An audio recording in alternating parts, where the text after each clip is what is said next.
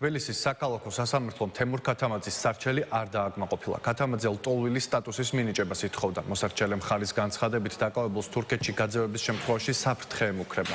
აღნიშნულს არ ეთანხმებოდა მოპასუხე მხარე. მიგრაციის სააგენტოს წარმომადგენლების განცხადებით მოპოვებული მტკიცებულებებით თემურ ქათამაძეს თურქეთში საფრთხე არ ემუქრება და აღნიშნული დაკავებულის სუბიექტური აზრია. შეგახსენებთ, აქტივისტი თემურ ქათამაძე ბათუმში პოლიციამ თავდაპირველად ადმინისტრაციული წესით დააკავა.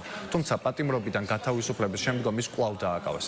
მეორედ დაკავებისას პოლიცია თემურ ქათამაძეს საქართველოში ცხოვრების უფლების არ ქონას ედავება. კაფიოთ ისახავს მიგრაციამ როგორ პოლიტიკური შურისძიების მიზნით ქვეყნიდან გაძევებისთვის მე დამაკავა და რეკორდული 2.5 დღეში დაუსაბუთებლად და უსამართლოდ უარი მითხრა ჩემი თავშესაფარის მოთხოვნაზე.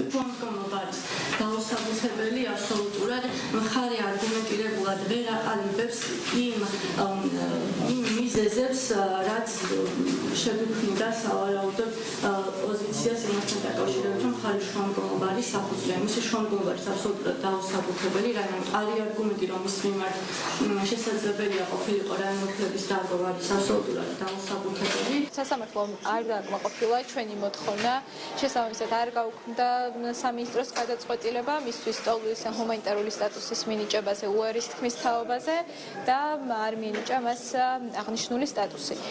ჩვენ სასამართლო პროცესზე ვითხოვდით მათ შორის მოწმეების დაკითხვასაც, რომლებიც ისაუბრებდნენ და დაადასტურებდნენ იმ საფუძვლებს, რაც წარმოადგენს მისთვის ლტოლვილის ჰუმანიტარული სტატუსის მინიჭებას, თუმცა სასამართლომ ამ მოწმეების დაკითხვის თაობაზე შუამდგომლობის დაკმაყოფილებაზეც უარი გითხრა.